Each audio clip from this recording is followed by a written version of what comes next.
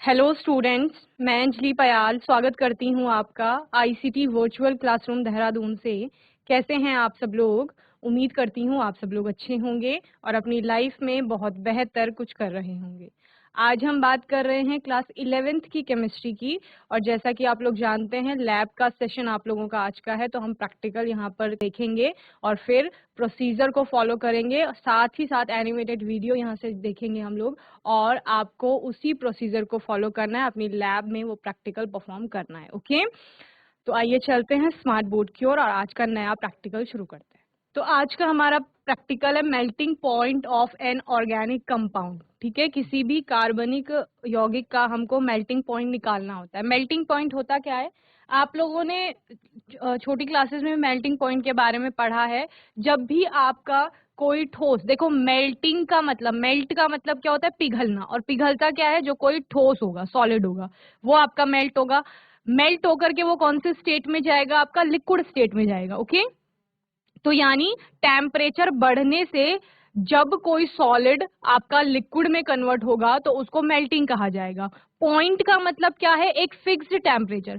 कोई भी आपका कंपाउंड होता है वो एक फिक्स टेम्परेचर पर आपका मेल्ट होना शुरू करता है, और उसी टेम्परेचर को आपका क्या कहा जाता है? मेल्टिंग पॉइंट कहा जाता है। ओके, इसके अलावा जब आप मेल्टिंग पॉइंट की बात करते हैं, किन्हीं किन्हीं कंपाउंड में आपको मेल्टिंग पॉइंट की एक रेंज भी देखने को मिलती है, परास जिसे आप कहते हैं, कि इतने से इतने के बीच में, जैसे कि हम बोल रहे हैं 60 टू 70, तो 60 टू 70 के बीच में इसका आपका मेल्टिंग पॉइंट होगा।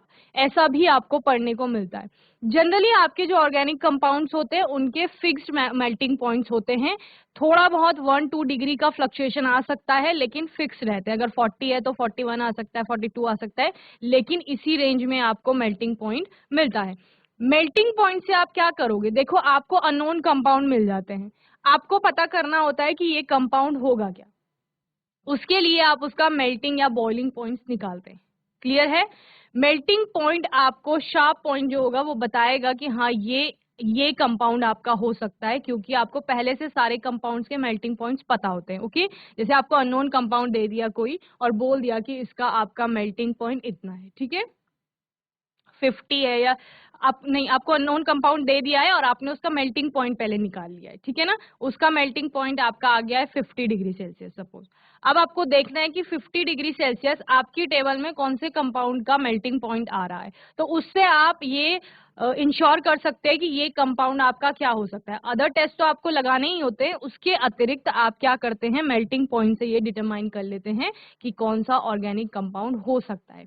बॉइलिंग पॉइंट की भी जब बात करेंगे तब भी यही होगा। बॉइलिंग पॉइंट आपके लिक्विड्स का निकलता है, जनरली लिक्विड से आपका वेपर फेज में जब जाएगा कोई भी कंपाउंड, तो वो उसका बॉइलिंग पॉइंट कहलाएगा, जिस पर्टिकुलर टेम्परेचर पर जाएगा। ओके, तो इस तरह से मेल्टिंग पॉइंट के लिए आज का हमारा ऑब्जेक्टिव है to determine the melting point of an organic compound. Okay, आपको ऑर्गेनिक कंपाउंड का, एक ऑर्गेनिक कंपाउंड का मेल्टिंग पॉइंट डिटरमिन करना है। ओके, यानी कि उसको निकालना है कि कैसे हम लोग मेल्टिंग पॉइंट निकालते हैं। ओके, थ्योरी में आपका है what is the importance of knowing the melting point of organic compound. यानी अगर आपको मेल्टिंग पॉइंट निकालना है किसी ऑर्गेनिक कंपाउंड का, तो उसकी इंपॉर्टेंस क्या है, महत्व क्या है उसका, क्यों निकाला जा रहा है ऑर्गेनिक कंपाउंड का melting point. The melting point is an important physical property of a compound. हम लोग जब फिजिकल प्रॉपर्टीज पढ़ते हैं ना कंपाउंड की, तो उसमें मेल्टिंग पॉइंट, बॉइलिंग पॉइंट, ये सब भी पढ़ते हैं। तो मेल्टिंग पॉइंट एक फिजिकल प्रॉपर्टी है आपके किसी भी यौगिक की। The melting point can be use to identify a substance and as an indication of its purity. Okay, किसी भी सब्सटेंस को आइडेंटिफाई करने के लिए उसका मेल्टिंग पॉइंट हम लोग निकालते हैं, या indication of its purity. Okay, यानी कि अगर उसमें इम्प्योरिटी होगी तो आपके मेल्टिंग पॉइंट में फ्लक्चुएशन आएगा। ओके, अगर वो प्योर है तो उसका मेल्टिंग पॉइंट चूंकि फिक्स है तो वो फिक्स टेम्परेचर आपको शो करेगा। Okay, the melting point of solid is defined as the temperature at which the solid exist in equilibrium with its liquid under an external pressure of 1 atmosphere. Okay, तो melting point को define किया गया है, ये एक temperature है जहां पर सॉलिड और लिक्विड के बीच में आपको इक्विलिब्रियम देखने को मिलेगा। इस प्रकार से a pure crystalline compound usually possesses a sharp melting point and it melts completely over a narrow range of temperature of not more than 0.5 to 1 degree Celsius. Okay, जो भी आपका प्योर कोई क्रिस्टलाइन सॉलिड होगा, compound होगा, उसका sharp melting point आता है, यानी फिक्स मेल्टिंग पॉइंट रहता है। मैंने जैसे आपको रेंज की बात बताई थी, तो वो इम्प्योर सब्सटेंसेस में आपको कुछ भी फ्लक्चुएशन दिखा सकता है, लेकिन अगर प्योर कंपाउंड है आपका, तो उसमें ज्यादा से ज्यादा टेम्परेचर वेरी करेगा आपका 0.5 से 1 डिग्री सेल्सियस, यानी इतने का ही डिफरेंस आपको देखने को मिलेगा। Okay, the presence of even small amount of impurities usually produces a depression in the freezing points and shows a marked increase in the width of the melting point range. Okay, the melting point range of greater than 5 degrees Celsius indicate that the substance is impure. For a material whose identity is known, an estimate of degree of purity can be made by comparing its melting point with that of a pure sample. Okay, क्या कहा जा रहा है बच्चे, यहाँ पर अगर small amount of impurities भी किसी कंपाउंड में आ गई हैं, बहुत कम मात्रा में अगर उसमें अशुद्धि आ गई है, तब भी आपको फ्रीजिंग पॉइंट में डिप्रेशन देखने को मिलेगा, और ये आपका मेल्टिंग पॉइंट की रेंज में एक मार्क्ड इंक्रीज करेगा, यानी कि वहां पर आपका मेल्टिंग पॉइंट चेंज हो जाएगा। ओके, ये मेल्टिंग पॉइंट की रेंज अगर 5 डिग्री सेल्सियस से ज्यादा जा रही है, इसका मतलब आपका सब्सटेंस इम्प्योर है। ओके, ये सब आपको पता कैसे चल रहा है, मैं बता रही हूँ। गिवन सब्सटेंसेस, गिवन कंपाउंड जो है, उनके मेल्टिंग पॉइंट आपको पहले से पता है कि ये होंगे। अब आपके पास जो कंपाउंड आया है, आपने उसका मेल्टिंग पॉइंट डिटरमिन करना है। जब आपने उसका मेल्टिंग पॉइंट निकाला, अगर आपको वो जो दिया गया आपको एक पहले से स्केल है या पहले से टेम्परेचर है, उससे अलग दूसरा टेम्परेचर जो आप डिटरमिन कर रहे हो वो आ रहा है, तो यानी कि उसमें इम्प्योरिटीज होने की संभावना है। ओके, अगर वो 5 डिग्री सेल्सियस से ज्यादा जा रहा है, दैट मीन्स कि वहां पर इम्प्योरिटी है, या वो जो कंपाउंड है आपका वो इम्प्योर है। Okay, then what are the factors that affect the melting point, कौन कौन से फैक्टर होते हैं जो मेल्टिंग पॉइंट को अफेक्ट करते हैं। Size of the molecule, molecule का साइज अफेक्ट करेगा। Melting point is also use for the identification and characterization of a compound. If the melting point of two pure sample show a clear difference in melting point, it indicates that the two compound must have different structural arrangements, और they must have different arrangements of atoms of or configuration. If two materials have the same melting point, then they may have the same structure. Okay, क्या कहा जा रहा है कि दो compound अगर आप ले रहे हो जिनके आप प्योर सैंपल हैं और क्लियर डिफरेंस मेल्टिंग पॉइंट्स में दिख रहा है, इसका मतलब क्या है कि उनके स्ट्रक्चरल अरेंजमेंट में वहां पर डिफरेंस आपको देखने को मिलेगा।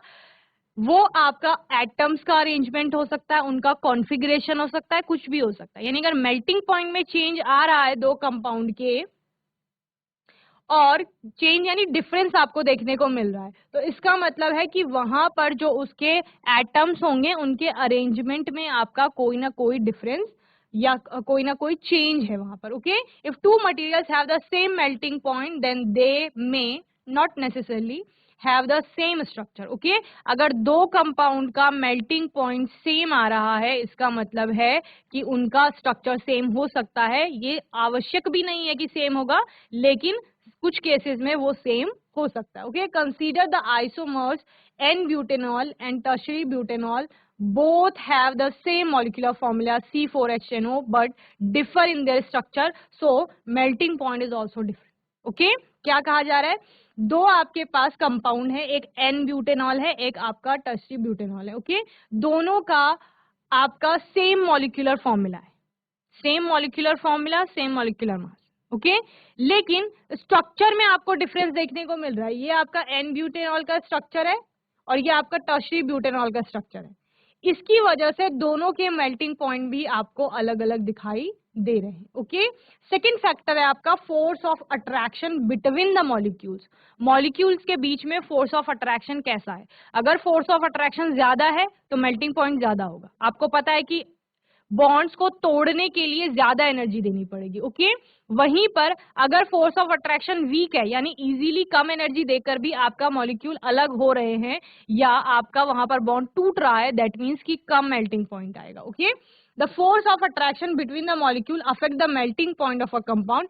Stronger intermolecular interaction result in higher melting points. ठीक है, क्या कहा था मैंने कि आकर्षण का बल यानी इंटरमोलिकुलर इंटरेक्शन अगर स्ट्रांग है, मजबूत है, प्रबल प्रकृति का है, तो आपका मेल्टिंग पॉइंट उच्च होंगे, ज्यादा होंगे, हाइयर मेल्टिंग पॉइंट शो करेंगे कंपाउंड. ओके, वहीं पर ionic compounds usually have high melting points because the electrostatic forces holding the ions ion interaction are much stronger. तो ये आपने 10th में भी जब आयनिक कंपाउंड्स आप पढ़ रहे थे, जब आपने बोला था कि एक मेटल नॉन मेटल से रिएक्ट करेगा, क्योंकि मेटल की प्रॉपर्टी इलेक्ट्रॉन को डोनेट करने का है और जो आपका नॉन मेटल है उसकी प्रॉपर्टी इलेक्ट्रॉन को गेन करने का है, तो उन दोनों के बीच में इलेक्ट्रॉनों के लेन देन से एक बंध बनता है जिसको आप आयनिक बंध कहते हैं, और उनके द्वारा जो कंपाउंड फॉर्म हो रहे हैं उनको आप आयनिक कंपाउंड यानी आयनिक यौगिक कह रहे हो. ठीक है, इन्हीं आयनिक यौगिकों में आपने बोला था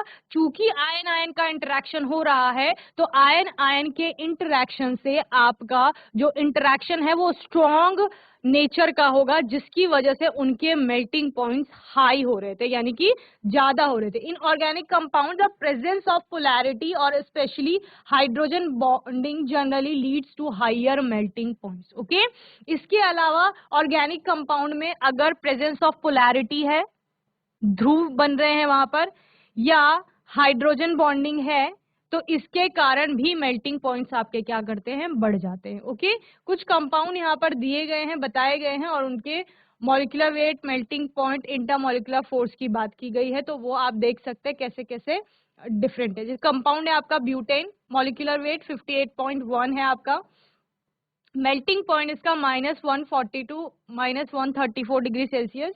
इंटरमॉलिक्यूलर इंटरेक्शन की बात करेंगे तो वॉन्डर वॉल्स फोर्स है इसमें. ठीक है ना.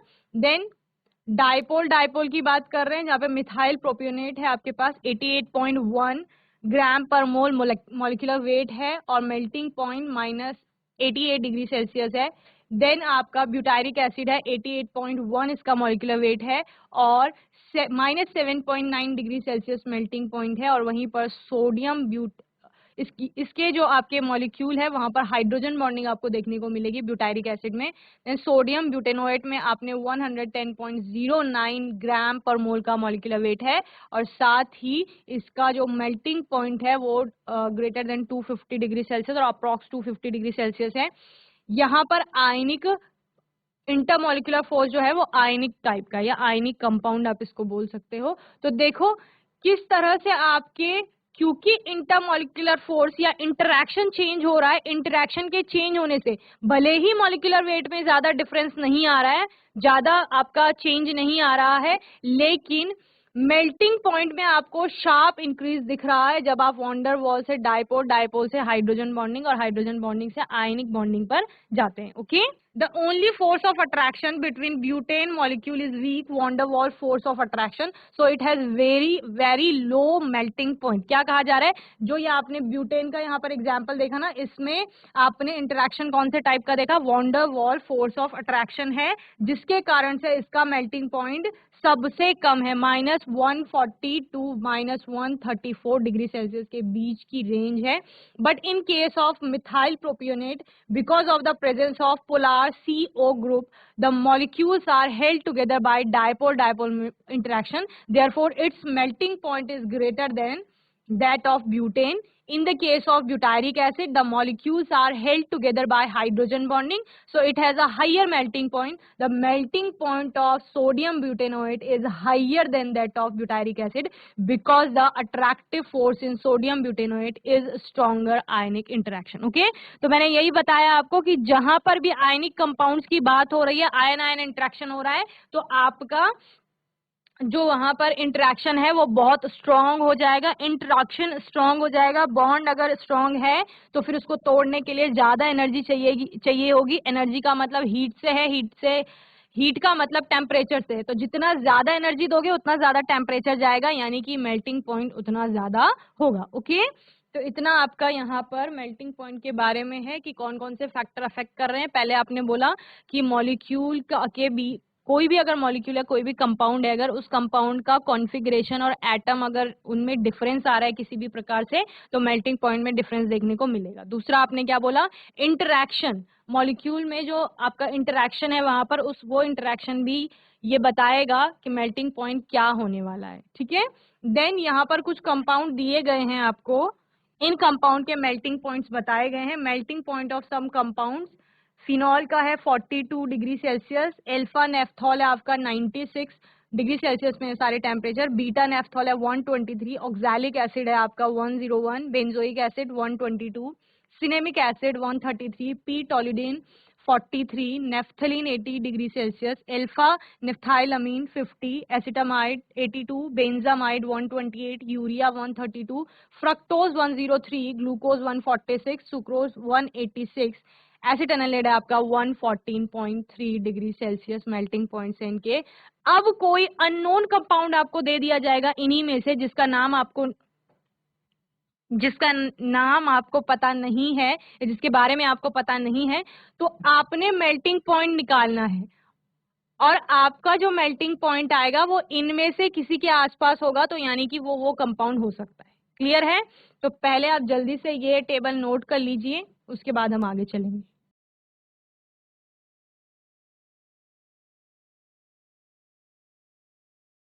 जीआईसी रानीखेत, आवाज आ रही है आपको? हैंड रेज करिए, हाथ उठाइए, आवाज आ रही है तो। Very good. जीआईसी कुनेला खेत, आवाज आ रही है? हैंड रेज करो, हाथ उठाइए, आवाज आ रही है तो। ठीक है, नोट कर लीजिए ये टेबल, क्योंकि अभी आपका प्रैक्टिकल होगा तो उसमें आपको देखना है कि कितना किसका मेल्टिंग पॉइंट आ रहा है, फिर आपको बताना है कि वो कंपाउंड क्या होगा। नोट कर रहे हो आप लोग? नोट कर रहे हैं तो हैंड रेज करेंगे। ठीक है, वेरी गुड। चलिए अब प्रोसीजर पे बात करते हैं कि हम बोल रहे हैं कि मेल्टिंग पॉइंट तो निकालना है, पर निकालना कैसे है मैम, ये तो बता दो। तो प्रोसीजर हमें बताएगा कि कैसे मेल्टिंग पॉइंट निकाला जाता है। प्रोसीजर निकालने से पहले मटेरियल की रिक्वायरमेंट होती है, कुछ तो सामान चाहिए होगा ना। लैब में जाएंगे तो लैब में तो बहुत सारी चीजें हैं, तो उसमें से क्या क्या सामान हमें चाहिए होगा? ग्लासवेयर्स हो गए, केमिकल्स हो गए, ऑपरेटर्स हो गए, आपके इंस्ट्रूमेंट्स हो गए, क्या क्या लगेंगे वो सारे यहाँ पर मटेरियल रिक्वायरमेंट में आपको पता चलता है। ओके, तो क्या क्या चाहिए? 100 ml का बीकर चाहिए एक, okay. Iron stand with clamp चाहिए, वायर गॉज चाहिए, तार की जाली जिसे बोला जाता है, बंसन बर्नर चाहिए, ट्राईपॉड स्टैंड, थर्मामीटर, क्योंकि टेम्परेचर की बात कर रहे हैं, पॉइंट मेल्टिंग पॉइंट निकाल रहे हो ना, तो थर्मामीटर लगेगा। इसके अलावा थिन वॉल्ड कैपिलरी ट्यूब आपको चाहिए होगी, थ्रेड चाहिए होगा एक, यानी कि धागा, पोरस प्लेट होती है वो चाहिए, स्टिरर चाहिए, स्पैचुला, क्रिस्टलाइन सब्सटेंस, नेफ्थलीन है आपका यहाँ पर, लिक्विड पैराफिन आपको चाहिए होगा। ठीक है, तो ये सारी आपकी मटेरियल रिक्वायरमेंट है जो आपको इस वाले प्रैक्टिकल के लिए लगेगा। ओके, कंपाउंड आपको दे दिया जाता है, अननोन कंपाउंड होगा जिसका आपको मेल्टिंग पॉइंट निकालना है। ओके, चलिए अब प्रोसीजर क्या है, आपको करना क्या है? द रियल लैब प्रोसीजर कहता है, first powder the crystalline substance. सबसे पहले जो क्रिस्टलाइन सब्सटेंस आपके पास है उसका आप पाउडर बना लोगे। Okay, then take a capillary tube and seal one end by heating it. Capillary tube मिलती है आपको जो दोनों साइड से ओपन होती है, जैसे आपने स्ट्रॉ देखी होगी ना जिससे कोल्ड ड्रिंक वगैरह पीते हैं, ऐसे ही टाइप की आपकी कैपिलरी ट्यूब होती है, बहुत थिन होती है। ओके, और उसका आप क्या करते हैं बच्चे, उसकी एक एंड को सील कर देते हैं, यानी बंद कर देना है एक साइड से। वो कैसे करेंगे? वो हीट करके करेंगे आप। Now fill the capillary tube with the substance. To fill the tube, make a heap of a powder substance on the porous plate. Push one end of the capillary tube into the heap. Some of the substance will enter the capillary tube. देखो यहाँ पर करोगे क्या, जो आपने ये porous plate ली है ना, ये वाली, इस पोरस प्लेट में आप सब्सटेंस रख दोगे। ओके, देन आप कैपिलरी ट्यूब के एक सिरे से भरने का प्रयास करेंगे। ओके, चलिए एनिमेटेड वीडियो में देखते हैं किस प्रकार से करेंगे।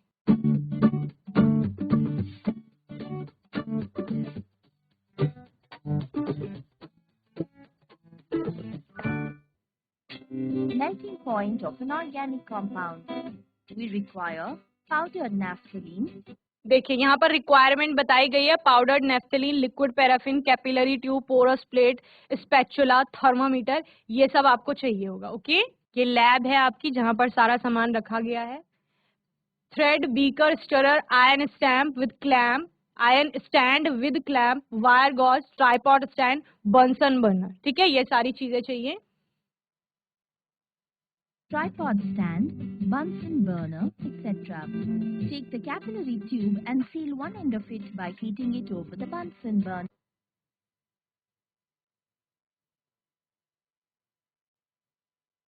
देखिए यहाँ पर क्या कर रहे हैं, ये आपकी कैपिलरी ट्यूब है, ये व्हाइट कलर की दिख रही है ना बच्चों, बहुत थिन कैपिलरी ट्यूब होती है, दोनों एंड से ये ओपन होती है, खुली हुई होती है। यहाँ पर आपने बंसन बर्नर जलाया, एक एंड से आपने उसको हीट करना है। जैसे ही आप उसको हीट करेंगे ना, हीट करने से आपकी जो कैपिलरी ट्यूब है वो सील होने लग जाती है, यानी बंद होने लगेगी, क्योंकि आपने इसमें सब्सटेंस रखना है। अगर आप ऐसे ही हॉलो ट्यूब में डालोगे तो वो गिर जाएगा दूसरे एंड से, समझ रहे हो ना। तो इसलिए आपने एक एंड से सील कर दिया ताकि आप इसमें उस सब्सटेंस को, उस कंपाउंड को फिल कर पाए जिसका आपको क्या निकालना है, मेल्टिंग पॉइंट निकालना है। ओके, अब देखिए ये आपका वो कंपाउंड है, ठीक है, नेफ्थलीन की बात कर रहे हैं यहाँ पर कि नेफ्थलीन डाल रहे हैं, तो ये आपका नेफ्थलीन है।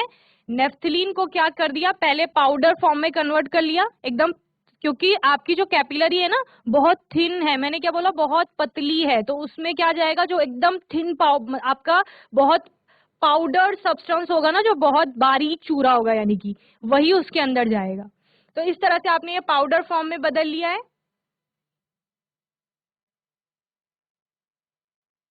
अब ये आपकी जो पोरस प्लेट है, इस पोरस प्लेट में आपने इस कंपाउंड को डालना है, ठीक है। पोरस प्लेट पे आपने रख दिया। अब आपने कैपिलरी का यूज करना है और उस कैपिलरी के यूज से आपने वो पोरस प्लेट से सब्सटेंस कैपिलरी में ट्रांसफर करना है। अब वो कैसे करेंगे वो देखेंगे। ये देखिए, ये आपकी कैपिलरी थी जिसको आपने एक साइड से सील कर लिया था।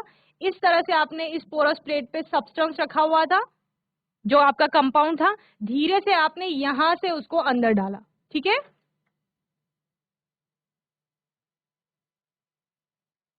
अब आप इसको इस तरह से टैप करेंगे सरफेस पे, ठीक है ना, जिससे कि आपका जो सब्सटेंस यहां होगा ना, यहां कहीं ऊपर, वो यहां नीचे आ जाएगा, क्योंकि आपको थोड़ा 2-3 mm का तो आपको कंपाउंड चाहिए ही होता है कैपिलरी ट्यूब के अंदर। ओके,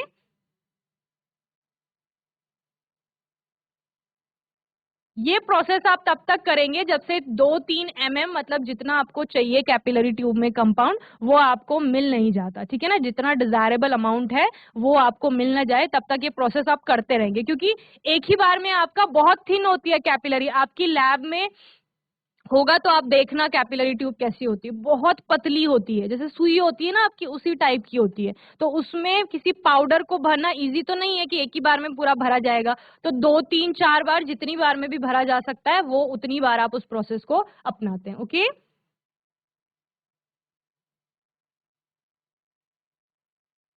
इस तरह से टैप किया।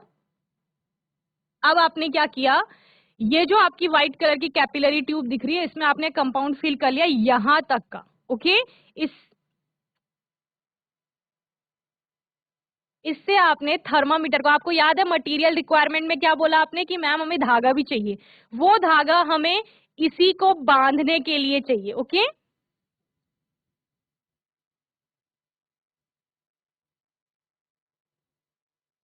बांध दिया आपने। अब ये जो आयन स्टैंड विद क्लैम्प था, इसका यूज अब होगा। यहाँ पर देखो, यहाँ नीचे आपको बंसन बर्नर दिख रहा है, उसके ऊपर आपने ट्राइपॉड स्टैंड लगा दिया है, वायर गॉज लगा देंगे उसके ऊपर। ओके,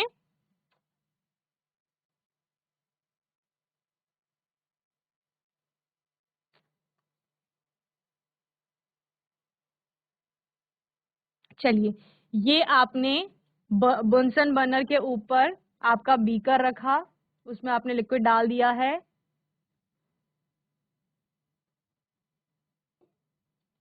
इसमें आपने ये जो कैपिलरी ट्यूब थी आपकी और ये थर्मामीटर है, ये आपने लटका दिया है। ये आपको ध्यान रखना होता है कि थर्मामीटर का जो ये बल्ब है ना, ये आपके जो सरफेस होगा बीकर का, उसको टच ना करे, समझ रहे हैं, यानी डायरेक्ट हीट के कांटेक्ट में ना आए, सिर्फ लिक्विड में आपका क्या रहे, डिप रहे। पैराफिन लिया था आपने तो उसमें डिप रहेगा। ये आपका स्टरर है,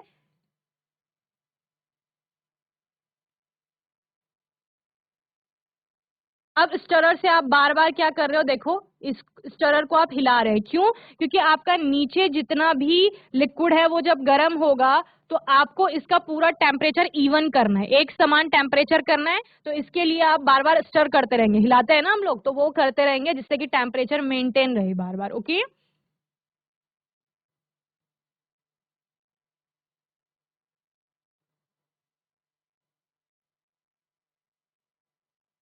इसके बाद क्या होगा, अब आपको कुछ समय के बाद, क्योंकि टेम्परेचर बढ़ रहा है ना, तापमान बढ़ने से क्या होता है, बर्फ को पिघलते हुए देखा है, इसी तरह से ये जो आपका नेफ्थलीन था ये भी पिघलना शुरू कर देगा। ओके, तो जैसे ही यहाँ आपका कैपिलरी ट्यूब को देखते रहोगे ध्यान से और टेम्परेचर को भी नोट करते रहोगे सामने से, बिल्कुल टेम्परेचर ही तो नोट करना है, इतनी देर में पिघल के वो आपका लिक्विड स्टेट में आ जाएगा, आपको पता ही नहीं चलेगा टेम्परेचर कितना आया।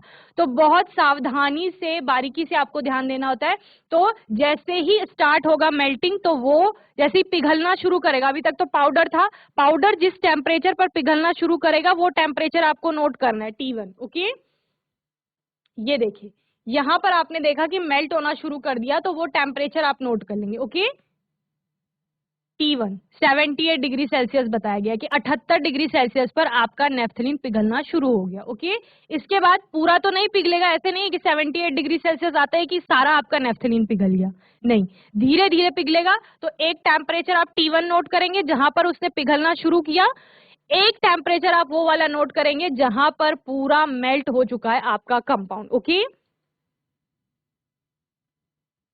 ये देखिए अब आपका कंप्लीटली जो टेस्ट वो कैपिलरी ट्यूब थी उसमें जो आपका कंपाउंड है वो मेल्ट हो चुका है और वो 82 डिग्री सेल्सियस पर आपका कंप्लीटली मेल्ट हो गया। तो दो टेम्परेचर आपके पास आए, एक T1 जहां पर मेल्ट होना शुरू हुआ और एक आपका T2 जहां पर मेल्ट होना यानी कंप्लीटली मेल्ट हो चुका है आपका कंपाउंड। अब आप क्या करोगे, T1 और T2 का एवरेज निकालोगे। एवरेज कैसे निकालते हैं, जितनी भी क्वांटिटीज आती है उनको ऐड करते हैं और नंबर ऑफ क्वांटिटीज से डिवाइड कर लेते हैं। तो दो ही तो टेम्परेचर है, T1 और T2, दोनों को ऐड कर लो यानी जोड़ लो और फिर दो दो क्वांटिटीज हैं तो दो से भाग दे दो। ठीक है,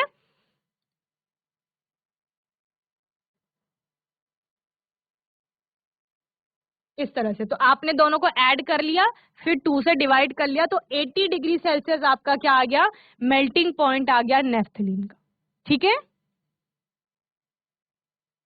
चलिए बताओ समझ आया, हैंड रेस करो, समझ आया जितना किया अभी? ठीक है, वेरी गुड। आने वाले सेशन में हम इस पर बात करेंगे आगे और सिमुलेटर पे भी वर्क करेंगे। ओके, तो बच्चों मैं उम्मीद करती हूँ आज का सेशन आपको अच्छे से समझ में आया होगा। आज के सेशन में हमने मेल्टिंग पॉइंट डिटर्मिनेशन सीखा कि कैसे मेल्टिंग पॉइंट किसी कंपाउंड का निकाला जाता है। आपने एनिमेटेड वीडियो भी यहाँ पर देखा। आने वाले सेशन में प्रोसीजर को आगे कंटिन्यू करेंगे और सिमुलेटर पे हम लोग काम करेंगे कि कैसे आपके पास जब सामान होगा, आपके पास सारा मटेरियल होगा, तो आप कैसे प्रैक्टिकल परफॉर्म करेंगे। ओके, तो यहाँ तक आपको अच्छे से इसको रिवाइज कर लेना है और तब तक के लिए आईसीटी वर्चुअल क्लासरूम से जुड़ने के लिए धन्यवाद।